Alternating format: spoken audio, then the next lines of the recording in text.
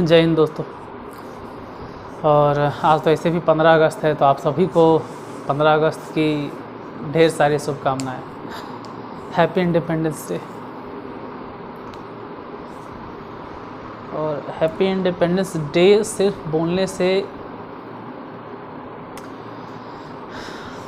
काम नहीं चलेगा, या फिर ये नहीं होता है कि आप लोग अपने स्टेटस में तिरंगा लगा दीजिए, झंडा लगा दीजिए, तो इससे ये जो आज़ाद हम लोग हैं या आज़ाद देश के जो आज़ाद नागरिक हैं या जो आज़ादी मना रहे हैं, कितने मुश्किल से आज़ादी मिली है आप सोच भी नहीं सकते हैं। जैसे कि आम जनता लोग तो चलिए फिर आज़ादी मना रहे हैं, तिरंगा फहरा रहे हैं, हर घर क्या वो है जो भी है व्हाटएवर, हर घर तिरंगा योजना अच्छी बात है, गलत नहीं है। लेकिन ये आज़ादी कितने मुश्किल से मिली है इसका किसी को एहसास भी नहीं है, एकदम नहीं एहसास है। जो किताबों में लिखा गया है शायद उससे भी ज़्यादा परेशानी झेलना पड़ा होगा उन लोगों को।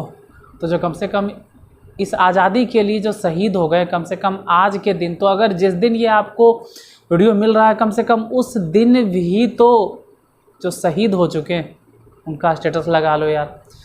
तिरंगा लगाते हैं अच्छा बात है, वो भी लगाइए, लेकिन जो शहीद हुए इस देश को आज़ाद कराने में जिनका सबसे बड़ा योगदान रहा उनको हम लोग भूल गए। तो हाथ जोड़ के आपसे विनती है कि कम से कम इतना बड़ा एहसान फरामोश नहीं बनिए, क्योंकि देखते हैं आजकल ट्रेंडिंग में, जैसे मेरे कांटेक्ट में सैकड़ों से भी ज़्यादा हैं, मतलब हाँ सैकड़ों ही बोलेंगे, 500 कांटेक्ट लिस्ट है, जिसमें से कि हम सैकड़ों 200 का स्टेटस देखते हैं। कोई भी उनको नहीं याद करता है जिनके वजह से हमको आज़ादी मिली। बस तिरंगा लहराना है, हैप्पी इंडिपेंडेंस डे बोल देना है, अच्छी बात है, Independence Day to all of you. तिरंगा लहराते हैं, बहुत अच्छा बात है, लेकिन कम से कम एक दिन तो उनके लिए थोड़ा सा स्टेटस लगाइए, जो शहीद हो गए उनके नाम पर, कम से कम उनको हम लोग भूल गए। आज के जो आर्मी हैं उनका दिल से सैल्यूट हम करते हैं, लेकिन वो आज के आर्मी तो भारत के आर्मी है, वो जो ब्रिटिशर्स थे उनके समय में बगावत करके और लड़ाई झगड़ा करके और शहीद होकर उन्हीं के वजह से आज आज़ादी मिला, उनको सब भूल गए। उनका जन्मदिन तक छोड़ो, मरद दिन तक तो छोड़ो, लेकिन आज के दिन तो कम से कम याद रखो। जन्मदिन कई को याद रखते हो, कितना को याद होगा सुभाष चंद्र बोस का जन्मदिन, चंद्रशेखर आज़ाद का जन्मदिन, बहुत के नहीं याद है, चलो कोई बात, लेकिन आज के दिन तो कम से कम। इसलिए सिर्फ ये सब बोलने से काम नहीं चलेगा कि देश आज़ाद हो गया, देश आज़ाद हो गया, कितने मुश्किलों से ये आज़ादी हमको मिली है इसका किसी को एहसास भी नहीं है। बस आज़ाद हम लोग हैं यही बोल के चले जाते। चलिए क्लास को स्टार्ट करते हैं। और हम हमेशा हिंद के ही सपोर्ट में हैं, इसलिए हेलो हाय गुड मॉर्निंग सब बाय, जय हिंद, वही मेरे लिए सब कुछ है। तो आज तो नया चैप्टर शुरू करना है। त्रिकोणमिति ख़त्म हो गया था, हाइट एंड डिस्टेंस देखिए। और हाँ, हाइट एंड डिस्टेंस में एक चीज़ बता दें कि अभी तक त्रिकोणमिति आप देख रहे थे उसमें क्वेश्चन छोटा छोटा होता था। त्रिकोणमिति की बात करें चाहे हाइट एंड डिस्टेंस की बात करें, इवन किसी भी टॉपिक की बात करें या किसी भी चैप्टर की हम बात करें, तो बिना क्वेश्चन के आप सॉल्यूशन नहीं बना सकते। होता क्या है कि तुम लोग आते हो और डायरेक्ट, जैसे यूट्यूब का दौर है, स्मार्ट बोर्ड का ज़माना है, तो स्मार्ट बोर्ड वाले भी जो अच्छे टीचर हैं, ऐसा नहीं कहेंगे अच्छे टीचर ने, अगर क्वेश्चन लिखते हैं तो जितना वो सॉल्यूशन में टाइम लगाते हैं उसका कुछ परसेंट वो क्वेश्चन पे भी टाइम देते हैं। मतलब जो अच्छे टीचर होते हैं, क्योंकि हम भी किसी न किसी से पढ़े हैं, अब किन से पढ़े हैं वो बताना ज़रूरी नहीं आपके लिए, ठीक है, बताएंगे कभी, उनसे मिलवाएंगे भी, कौन है नया जो, उनका फ़ोटो से ही। कहना ये है कि अगर आपको मैथ समझ में नहीं आता है तो क्यों नहीं आता, इसका कभी कारण पता किए हैं? तो हम बताते हैं कि मैथ तुमको तब समझ में आएगा, सबसे पहला स्टेप है कि क्वेश्चन समझो। सबसे पहला स्टेप कि क्वेश्चन को ध्यान से, अगर आप सॉल्यूशन बना लेते हैं 5 मिनट में, तो क्वेश्चन को समझने में कम से कम 1 मिनट ज़रूर दीजिए। जितना टाइम में आप सॉल्यूशन ढूंढते हो उसका कम से कम 25% तो टाइम दो, अरे 10% तो। होता क्या है, तुम लोग क्वेश्चन एकदम नहीं देखते हो, डायरेक्ट आंसर बना लेते हो, और जिसके कारण हिसाब नहीं बनता है। अब बहुत सारा वैसा चैप्टर है, टॉपिक है, जहाँ पे बिना क्वेश्चन देखे डायरेक्ट सॉल्यूशन लिखोगे तो चलो भाई मानते हैं बन जाएगा, डायरेक्ट आंसर बन जाएगा। लेकिन हाइट एंड डिस्टेंस एक ऐसा चैप्टर है, ये ऐसा टॉपिक है जिसमें बिना क्वेश्चन के तो आप क्वेश्चन को हिला भी नहीं पाइएगा, इसलिए क्वेश्चन पे टाइम देना ज़रूरी होता है। और आज पहली बार हम इतना बोल दिए हाइट एंड डिस्टेंस, क्योंकि पहली बार शुरू कर रहे हैं तो हम इतना बोले हैं। होता क्या है, पीपीटी का ज़माना है, क्वेश्चन आपके सामने आ गया, हाँ हाँ हाँ हो गया, ऐसे नहीं होता। क्वेश्चन पे पूरा फोकस करना होगा। तो हम क्वेश्चन आपके सामने लिखेंगे, जो भी होगा क्वेश्चन आपके सामने, जब मैं लिखते लिखते आपको समझ में आ जाए। जैसे फर्स्ट क्वेश्चन देखिए, क्वेश्चन लिखने का सबसे बड़ा रीज़न है कि आप क्वेश्चन को समझो। पहले नंबर क्वेश्चन, त्रिभुज ए बी सी में कोण ए बराबर 90 डिग्री है और ए बी बराबर 12 सेंटीमीटर है और ए सी बराबर 4√3 सेंटीमीटर है। तब कोण बी ज्ञात करें।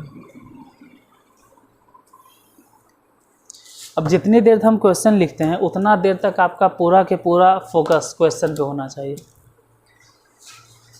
क्योंकि क्वेश्चन समझ गए तो सॉल्यूशन ढूंढने में ज़्यादा मेहनत नहीं करना है। सबसे पहले तो त्रिभुज ए बी सी, तो आप एक त्रिभुज बनाइए इस तरह से,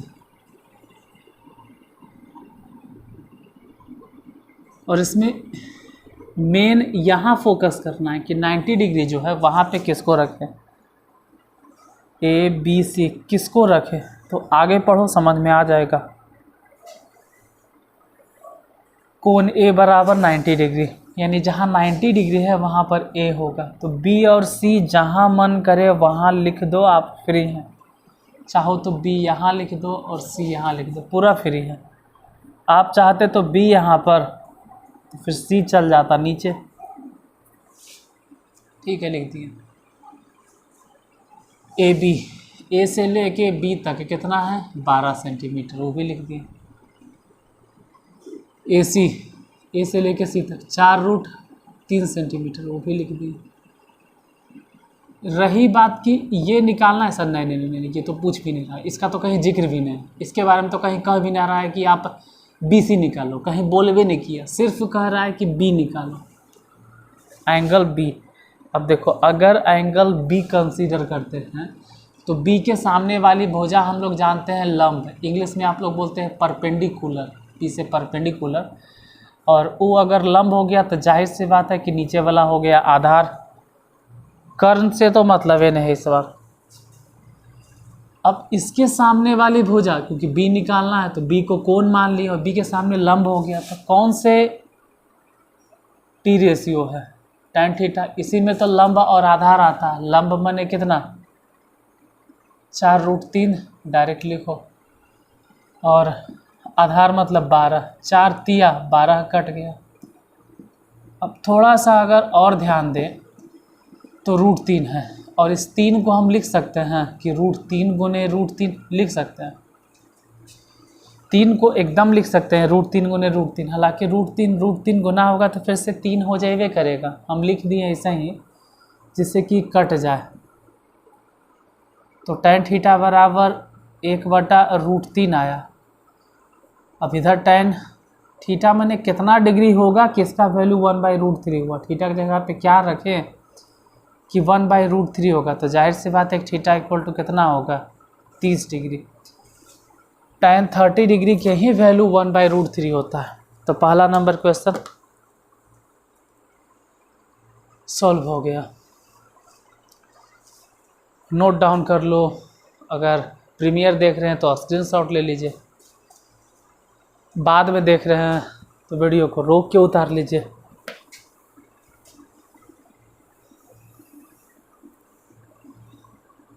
और अगर आप कहीं और हैं जहाँ नहीं लिख सकते हो, कुछ वैसे जगह चले गए हैं या फिर आप सोने की स्थिति में हैं या बेड पर लेटे हुए, नहीं सर हमको नींद आ रहा है, हम कॉपी किताब लेके नहीं पढ़ते, ठीक है, आराम से वीडियो को सिर्फ देख लीजिए। बाद में जब टाइम मिले तो ये सब क्वेश्चन सॉल्व कर लीजिएगा खुद से।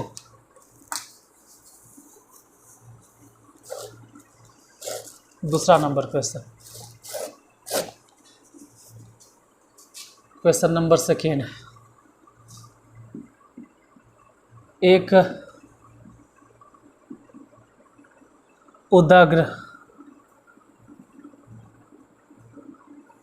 स्तंभ 7√3 मीटर ऊंचा है। क्वेश्चन तो इसे भी आपको समझना ही होगा, अगर पीपीटी कोई बना पढ़ाते हैं तो भी क्वेश्चन को ध्यान से पढ़ के वो समझाएंगे। तो तुम एक बार पढ़ लो, एक उदग्र स्तंभ 7√3 मीटर ऊंचा है, मतलब मान लीजिए कि कोई स्तंभ है इस तरह से जो 7√3 मीटर ऊंचा है। अच्छा बात है। और इसकी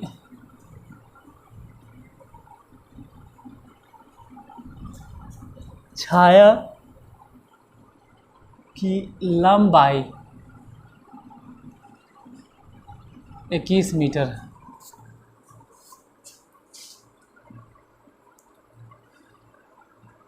तो प्रकाश स्रोत का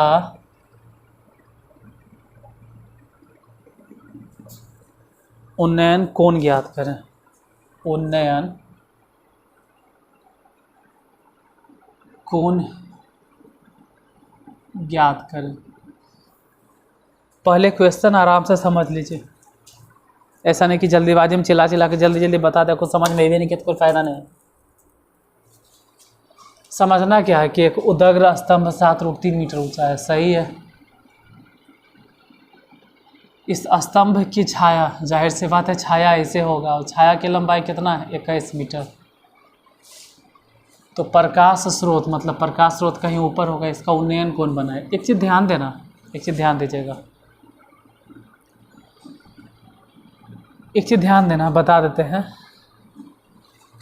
पहले बता देते हैं, उसको लिख लीजिएगा। कोई भी नॉर्मली आपसे पूछ देगा उन्नयन कोण किसे कहते हैं, और इंग्लिश में तो हम पढ़ा नहीं रहे हैं यहाँ पर, ऑफलाइन रहते तो इंग्लिश में ही पढ़ाते हैं, यहाँ है तो प्योर हिंदी में बोल रहे हैं। तो चलिए हिंदी में सही। उन्नयन कोण और अवनमन कोण, इसको बोलते हैं एंगल ऑफ एलिवेशन, इसको बोलते हैं एंगल ऑफ जो भी बोलते हो, ठीक है, क्या बोलते हैं इंग्लिश में,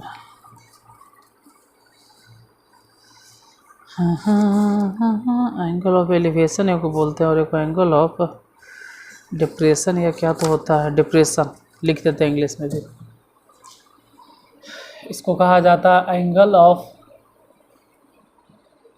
इलेवेशन। स्पेलिंग थोड़ा बहुत गलती होगा, सुधार लीजिएगा। और ये होता है एंगल ऑफ डिप्रेशन। देखो उन्नयन कोण या अवनमन कोण दोनों का डेफिनेशन सेम,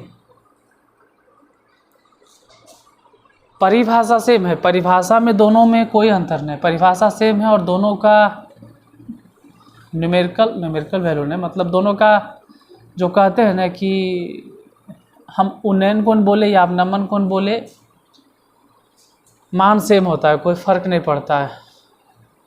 छोड़िए, पहले उन्नयन कोण है क्या, अवनमन कोण है, ये क्या बताइए, ये बताइए। तो देखो इन दोनों का एक साथ डेफिनेशन अगर पूछा जाए कि दृष्टि रेखा, एक साथ अगर डेफिनेशन हम बताएं तो दृष्टि रेखा तथा क्षैतिज रेखा, मतलब हॉरिजॉन्टल लाइन कहते हैं, क्षैतिज रेखा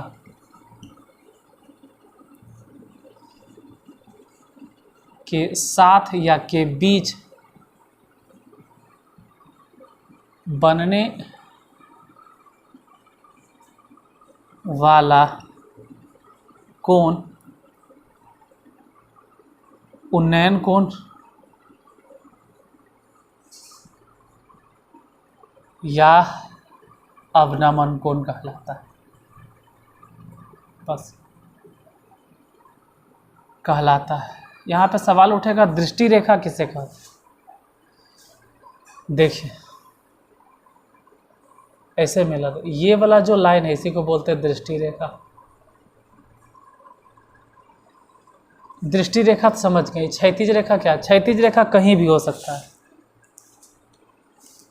नीचे में ये हो गया क्षैतिज रेखा,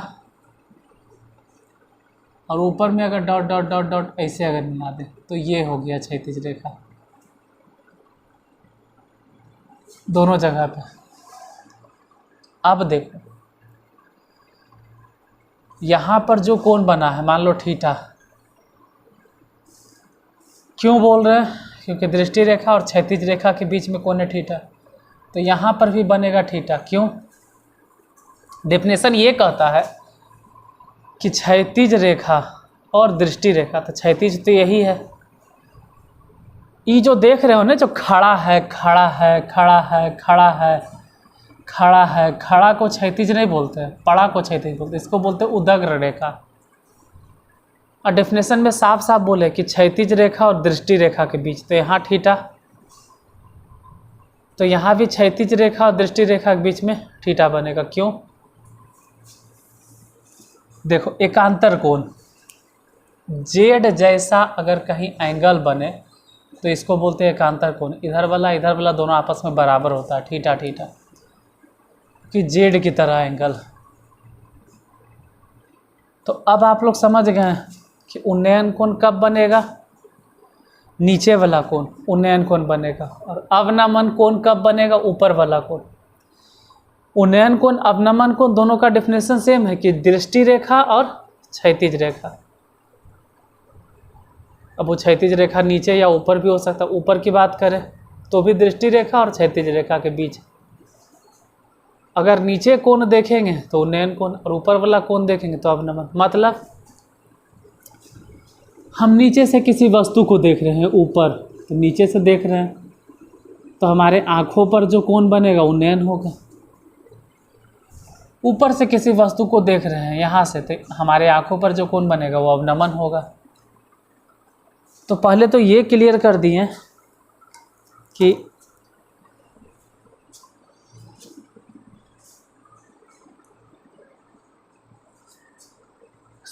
उन्नयन कोण या अवनमन कोण होता क्या है? तो दृष्टि रेखा और क्षैतिज रेखा के बीच बनने वाला कोण उन्नयन कोण या अवनमन कोण कहलाता है। अगर कोण नीचे बन रहा है तो उन्नयन कोण, और अगर कोण ऊपर बन रहा है तो अवनमन कोण।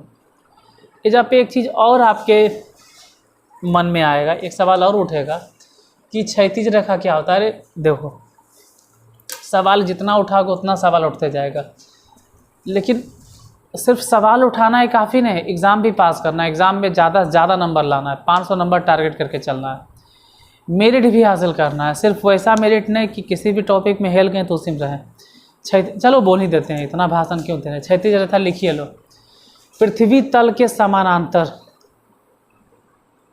पृथ्वी तल के समानांतर। देखो ये जो है पृथ्वी तल के समानांतर है, और ऐसे कर देंगे तो ये हो जाएगा पृथ्वी तल पे लंबवत।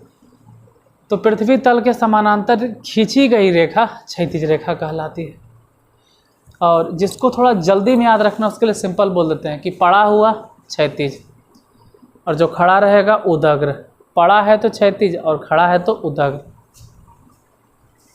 तो क्षैतिज रेखा यहाँ भी हो सकता है, क्षैतिज रेखा यहाँ भी। अगर नीचे होगा तो उन्नयन कोण, और ऊपर कंसिडर करेंगे तो अवनमन कोण। और दोनों तो आपस में बराबर होता है। क्यों? क्योंकि जेड जैसा एंगल बन रहा है, और जेड जैसे एंगल को बोलते हैं एकांतर कोण। इसलिए उन्नयन कोण या अवनमन कोण में ज़्यादा कन्फ्यूज़न नहीं लेना है आपको। ऐसा नहीं कि उन्नयन या अवनमन में कन्फ्यूज हो गए। अवनमन है सर, कैसे बनाएंगे? अरे यार, जो अवनमन है वही उन्नयन होता है। हाँ, पोजीशन अलग अलग होता है, उन्नयन को नीचे होता है और अवनमन को ऊपर होता है। अब क्वेश्चन पे आ जाते हैं, रिटर्निंग। एक उदग्र स्तंभ आप देख रहे थे, 7√3 मीटर, छाया की लंबाई 21। निकालना क्या था? तो प्रकाश स्रोत, यहाँ पर प्रकाश स्रोत है, इसका उन्नयन कोण। तो जाहिर सी बात है कि हम नीचे से देखेंगे, तो यहाँ से कोण बताइए। तो थोड़ा स्टैंडर्ड वे में लिखने के लिए, अच्छे तरीक़ा से, जब अच्छा अच्छा लगे, सुंदर सुंदर लगे, उस सुंदर सुंदर दिखाने के लिए आप चाहो तो लिख सकते हो ABC, ऐसे कोई ज़रूरी नहीं है। किसी को जल्दी बनाना है या ऑब्जेक्टिव का जमाना है तो डायरेक्ट लिखेगा tan थीटा। क्यों सर? थीटा के सामने वाली भुजा हो गया लंब 7√3 और नीचे जो दिले है 21 वो है आधार 7 या 21 कट गया और अभी तो काटे थे √3 से इसको। tan थीटा बराबर 1/√3 और 1/√3 थीटा इक्वल टू कै डिग्री का मान होता है 30 डिग्री बन गया। और जो थोड़ा सा स्टैंडर्ड है, जिसका स्टैंडर्ड हाई है या दिखाना चाहता है, हर बात पे वो दिखावा करता है, तो दिखावा करने के लिए लिखना पड़ेगा त्रिभुज ABC में tan थीटा बराबर लंब बटा आधार। ये बस दिखावा के लिए है, मेन तो सॉल्यूशन ये वाला है। और किसी को अगर ये भी नहीं समझ में आया तो बोलिए भारत माता की जय। अब उसका क्या किया जाए, जिनको ये भी नहीं समझ में आ रहा है। लेकिन फिर भी सामने वाला अगर तुमको कहे कि नहीं तुम नहीं लिखे हो अच्छा से, तो चलो दिखा देना। ऐसे इस टाइप का क्वेश्चन ऑब्जेक्टिव में ही रहता है, सब्जेक्टिव इतना इजी रहेगा है ना। 2 क्वेश्चन हो गए, तीसरा जरा देखिए।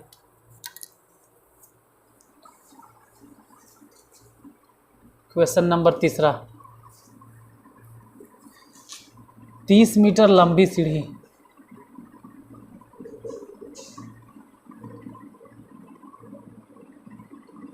देखिए, आपके पास किताब है हम जानते हैं, ये मत बोलना कि किताबा तो है ही है, काल झूठ मूठ के लिख रहे हैं। समझाने के लिए इसे भी क्वेश्चन को पढ़ना पड़ेगा 1-2 बार। 30 मीटर लंबी सीढ़ी एक दीवार पर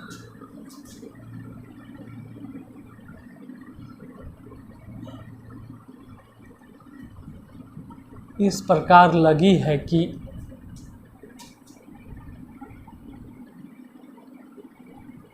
उसका सिरा 15 मीटर ऊंची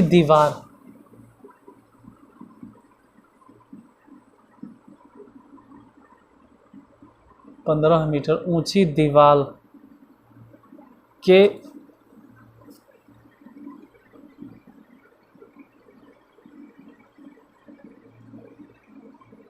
शिखर पर पहुंचती है।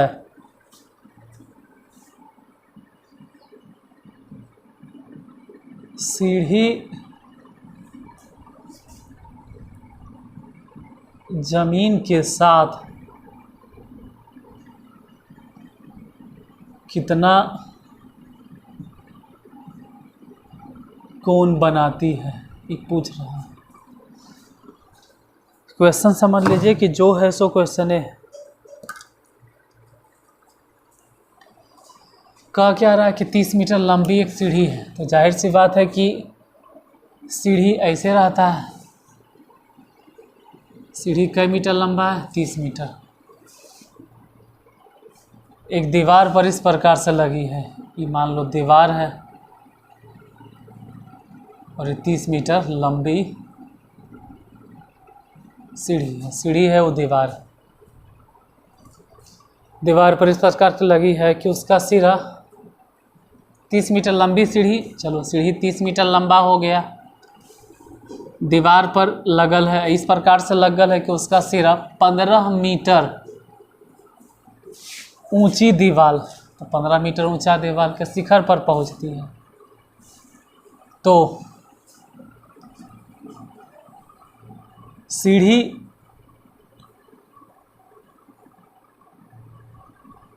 जमीन के साथ कितना कोण बना रही है। तो फिर से वही वाला दिखावा वाला कहानी, त्रिभुज ABC लिखो। हम तो डायरेक्ट बोलेंगे कि थीटा के सामने वाली भुजा लंब, और ये जो देख रहे हो इसको आधार नहीं कह सकते। क्यों? 90 डिग्री के सामने वाली भुजा कर्ण होता है। तो लंब और कर्ण किस में आता है? डायरेक्ट फार्मूला लिखो, साइन थीटा बराबर लंब माने कितना 15 और कर्ण माने कितना 30, 15 दूनी 30, यानी कि साइन थीटा बराबर 1/2। तो थीटा बराबर कै डिग्री, जाहिर सी बात है कि 30 डिग्री होगा। फिर पिछले जैसा अगर दिखावा करना है तो आप लिख दीजिए, वो सिर्फ दिखावे के लिए होता है कि हाँ भाई हम अच्छा लिख रहे हैं, बहुत अच्छा। यहाँ पे ए लिख दो, यहाँ बी लिख दो, सी लिख दो, कहीं भी कुछ लिख दो, नहीं क्या फ़र्क पड़ता है। और लिख दीजिए त्रिभुज ए बी सी में साइन थीटा बराबर लंब बटा कर्ण। इससे भी ज़्यादा किसी को दिखाना है, बहुत ज़्यादा सजा धजा के एकदम लिखना है कि हम तो दिखेबे करेंगे, पढ़े चाहे नहीं लेकिन दिखाएंगे, तो सब लिख दो। देखो जो ब्लू कलर से लिखे हैं वो सामने वाले को खुश करने के लिए, इससे आपको कोई ख़ास फ़ायदा नहीं होगा, बस यही होगा कि थोड़ा सा बनाने वाला जो है या कॉपी चेक करने वाला जो है उसको लगेगा कि आप पढ़ल लिखल इंसान है, चोरी करके लिखे हैं या देख के लिखे हैं, क्या बहुत अच्छा बहुत तेज़ आप है। लेकिन आपके लिए जो है वो तो यही है, अगर ऑब्जेक्टिव में रहा या कंपटीशन में बैठोगे तो जितना फास्ट बनाना होता है।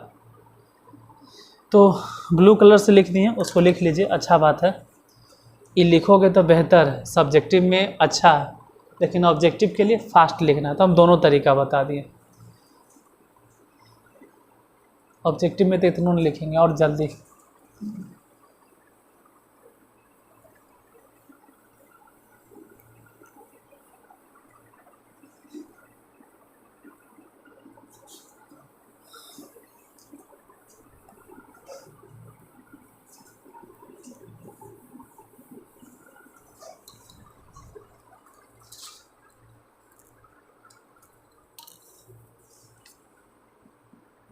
क्वेश्चन नंबर 4,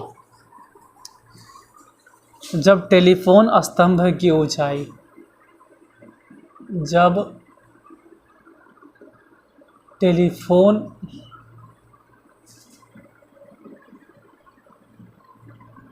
स्तंभ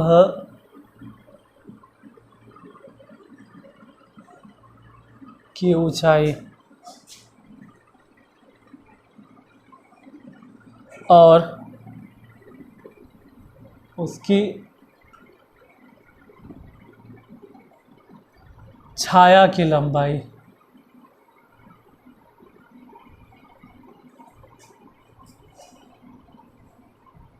का अनुपात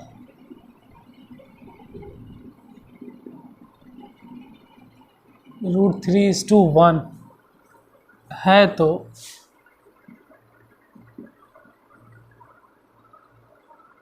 सूर्य का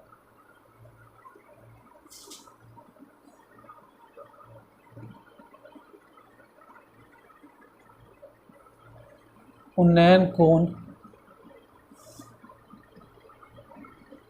ज्ञात करें।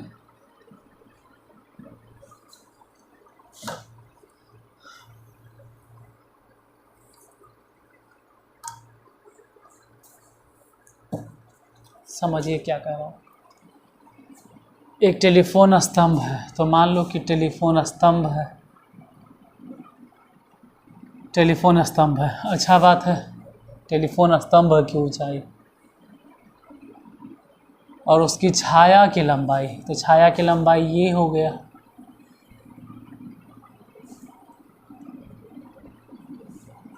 का अनुपात, चलो यहाँ से यहाँ मिला दो।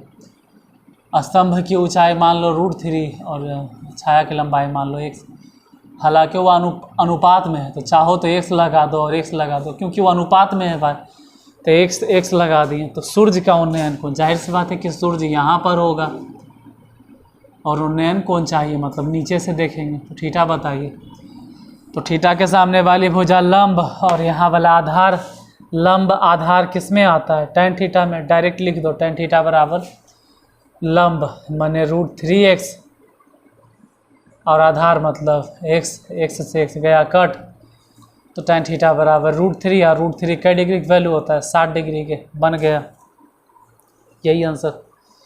लेकिन फिर वही बात कहेंगे कि दिखावा के लिए, अगर किसी को दिखाना है तो या एग्ज़ाम में लिखना है तो जब वो खुश हो जाए, सामने वाला पूरा खुश हो जाए, तो उसके लिए लिखो कि त्रिभुज ABC में, त्रिभुज ABC में जिसमें तू ही खुश रह यार, हमारा नंबर दो ज़्यादा से ज़्यादा। लिख देना tan थीटा बराबर tan थीटा इक्वल टू लंब बटा में आधार। लंब के जगह पर भी बैठा देना कि क्या इस्तेमाल कर रहे हैं, BC। आधार मतलब AB, तो BC बटा में AB।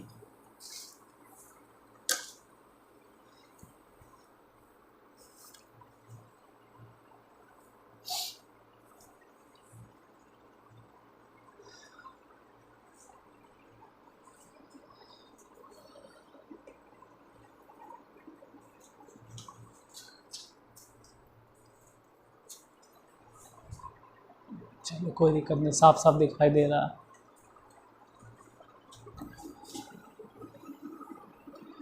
जैसे पिछला जो चैनल था ना, उसमें जब हम NCERT बता रहे थे तो पहले हम क्वेश्चन ही लिख लेते थे।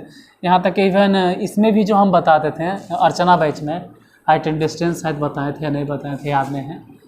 अगर नहीं बताए थे अर्चना बैच से तो एक बार कमेंट कर देना, ठीक है। एक बार कमेंट बॉक्स में लिख दीजिएगा कि अर्चना बैच से, मतलब अर्चना बुक से हम बताएं कि नहीं बताएं। क्योंकि अर्चना बैच जो रहता है वो थोड़ा सा इजी रहेगा, उसमें क्वेश्चन इजी रहेगा। तो एक बार बताइएगा कि अर्चना बैच में हम बताएं या नहीं। अगर नहीं बताएं तो उसमें हम बता देंगे। और NCERT जब बता रहे थे तो पहले हम क्वेश्चन ही लिख लेते थे। इस बार नहीं लिख रहे हैं क्योंकि वैसे ज़्यादा समझ में नहीं आएगा जब तक कि आपको क्वेश्चन समझ में नहीं आएगा। क्वेश्चन नंबर 5 या 4 तक रहे थे, चलो 4 तक रह देते हैं, फिर 4 तक ही रह देते हैं, कोई जल्दीबाजी नहीं। आज पहला क्लास है, 4 तक से काम चलाइए, ठीक है। 1 से लेके 4 तक, इसके बाद कल बता देंगे। देखो हाइट एंड डिस्टेंस से शुरू है और स्टार्टिंग से समझना बहुत ज़रूरी है, इसलिए हम धीरे धीरे बता रहे हैं। जब अगर आप स्टार्टिंग से ज़्यादा नहीं 20 क्वेश्चन भी अगर आप समझ गए तो हाइट एंड डिस्टेंस में आपको कोई प्रॉब्लम नहीं होगा। लेकिन अगर एक ही दिन में 20 को बता दिए और एक भी क्वेश्चन समझ में नहीं आया, या 20 क्वेश्चन बताएं और 2-3 को आप समझ भी गए, तो उससे कोई ख़ास फ़ायदा नहीं है। आप ये नहीं देखिए कि हम 20 क्वेश्चन बताएं तो आपको समझ में, परसेंटेज कितना है। और हम हमेशा परसेंटेज पे फोकस करते हैं, रेशियो पे फोकस करते हैं, चाहे वो पढ़ाने के मामले में हो या स्टूडेंट के मामले में हो। जैसे ऑफलाइन भी पढ़ाते हैं तो स्टूडेंट भेड़िया धसान हमको नहीं चाहिए। पता चला कि मेरे यहाँ 500 स्टूडेंट है, पढ़ने वाला मात्र 5 गो है, वैसा नहीं चाहिए। अगर 50 गो हैं, चलो 10 गो नहीं पढ़ने वाला है, 40 गो तो होना चाहिए। छोड़े 15 गो नहीं पढ़ने वाला है, 35 गो तो होना चाहिए। अब 50 स्टूडेंट को हम रखे हैं और उसमें से 40 गो नहीं है पढ़े वाला है, तो 10 गो तो फिर वही बात हो गया कि पढ़ा तो हम मात्र 10 गो के रहे हैं। तो कम से कम ऑफलाइन में वैसा नहीं चाहते हैं कि देखें आप लोग 100, 200, 250 और समझ में आए मात्र 5 गो के, जो बहुत तेज़ है। इसलिए 5 क्वेश्चन बताते हैं और समझ में आना चाहिए 100 गो के। 100 क्वेश्चन बताएं, 5 गो समझ में, वैसा नहीं। तो आज यहीं तक। लाइक शेयर सब्सक्राइब आते वक्त तो बोले नहीं, जाते जाते कम से कम प्लीज़ यार हाथ जोड़ के आपसे रिक्वेस्ट है कि लाइक ज़रूर कर दीजिएगा। और आज 15 अगस्त है, कमेंट में कम से कम जय हिंद बोल दीजिएगा। हमेशा तो आपसे कुछ कहते नहीं। और शेयर करना उतना ज़रूरी नहीं है, आपको अच्छा लगे शेयर करो, अगर क्लास अच्छा नहीं लगा हो तो लाइक मत करो। ऐसा लग रहा है कि नहीं भाई हम शेयर नहीं कर सकते, कम से कम लाइक तो आपके हाथ में, आप लाइक कीजिए, कमेंट कर दीजिए। मिलते हैं कल सेम टाइम पर अगले क्वेश्चन को लेकर। आज के लिए धन्यवाद।